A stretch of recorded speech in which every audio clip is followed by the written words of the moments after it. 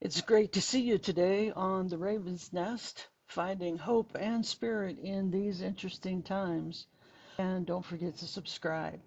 It's interesting. I think a lot of people who are um, very intelligent and very driven in their passions kind of experience this. They get into this mindset where the world will stop if I am not there, Definitely. and we get this way with our jobs, going, I know I'm a workaholic. When I'm working a 9 to 5 job, it's an 8 to 8 job easy for me Hmm. because that's just, I get in there and I'm duking it out and making it happen and fixing things that need fixed and so it's like 120%, and yet I end up wearing myself out when I do that. But I do have that tendency to do that and not pay attention, because I think all of us have that certain amount of, I guess I'll call it ego, but this certain amount of self-importance, as Well, it we're were, trained that way where, in this culture and too. right, don't miss a day. You can't miss a day of Right. school. You can't do Productivity, this, right? perfectionism, all of this Right, stuff. Yeah. right. And that somehow that's highly detrimental.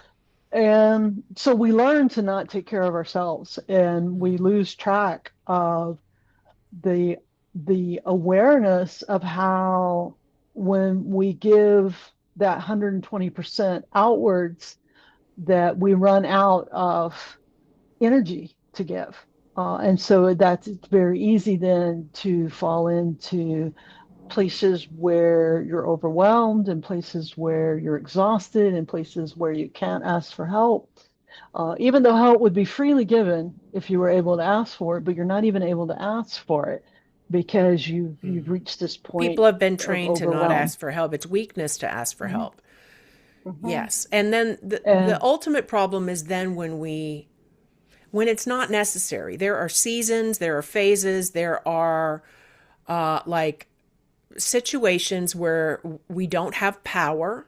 We really mhm, don't have power to negotiate. And so we do what we feel we have to do, or also people who are parents. You can't opt out, mhm. right? Right. And so I think that sometimes people can also get into this kind of privilege idea. Well, just renegotiate it. Well, sometimes there's not that Right. option. So when we Right. have to, we do it. But when it's not necessary, or in Hmm. situations where it's not necessary, and I think female bodied people are definitely trained this way to look out for Hmm. everyone else and be self sacrificing. And then, but the problem is when it pecks away at our own immune system and our own body, that we get sick in ways that then we are not able to function well. That is no good to anybody. And Hmm. so it takes decades really to unlearn aspects of it, and for ourselves, like how is it that we feel it? Because in one situation someone might really love to like really go for it in a particular Hmm. arena, whatever that area of life is, and then but for someone else it'd be like horrible, Right. right? Right. So what it is for each of us, then we do really need to notice the signs. And my body has been good at that, at telling Hmm. me very clearly in multiple ways since I was definitely a teenager. Look, you're over the edge here, and I'll make it very Hmm. obvious to you. You can listen or not. And some of those, it has taken me a long time to unweave those patterns.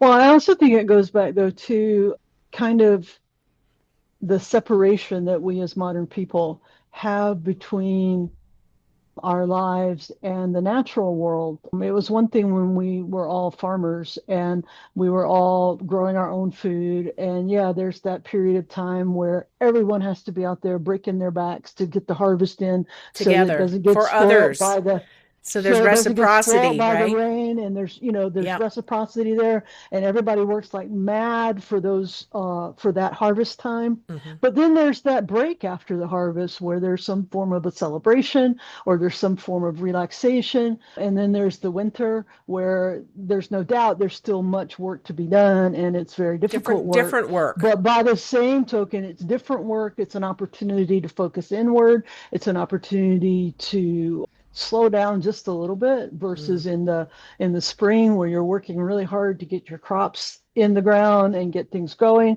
And so I think we've lost that cycle, as it were, of intensity and then relaxation and intensity and relaxation. And we've reached this point, especially with this digital world where everything is intensity, intensity, intensity, All the intensity, time. intensity, because there's never a way to turn it off. There's Hmm. never a way to say, oh, we're done with the harvest. We can Time to stop and make a rest, big or meal, or we can yeah, stop and take a rest because it get really never high for a stops. while or something, like You take a know, right. break. Yeah. Because it never stops. It Hmm. never stops. Your phone is always on. Someone's always trying to reach you. It's considered rude if you don't answer your phone. It's Immediately. considered rude if you don't immediately text back. Where in the past, I remember when we had phones hanging on our walls and we didn't even have answering machines. And if somebody called and it rang 10 times, they knew you weren't home. And they Yeah. go, well, I'll just call them back later. And that doesn't happen anymore. We get voicemails and immediately, even with voice machines, what were they? I can't even think of what they were called now, but the message recorders that we With the had plugged tape and into our everything. Yep. phones with the tape and everything, people go, hey, if you're there, pick up. If you're Right. there, pick up. We immediately got from, oh God, I guess they're not home. I'll call back later to, hey, if you're there, pick up. To, hey, I expect you to answer me immediately. Hmm. Send a text, it doesn't get immediately responded to, and they come back and go, are you ignoring me? And it's like, Yes. I know, I'm just doing I'm something living my else right life, now. friend. I'm living You my know? life. Yeah. And but yeah, we've reached this kind of lifestyle where we are always on 24/7 and always have kind of that expectation of being reachable, pretty much no matter who we are, and pretty much no matter what level of society we find ourselves in. There's still kind of this expectation of immediacy, and if you're not immediately available, especially if you're in a lower class or if you're in a lower socioeconomic space, then you just missed out, and we take you off the list, and you're not scheduled for work this week because we couldn't Yeah, reach you. there's that. You know, I'm and noticing it more doesn't mean they people, couldn't reach you. It just right, means they couldn't reach at the you in moment. that second. We're glad you joined us today on The Raven's Nest, finding hope and spirit in interesting times. Don't forget to subscribe, and if you like what you hear, give us a big thumbs up. We'll see you next time.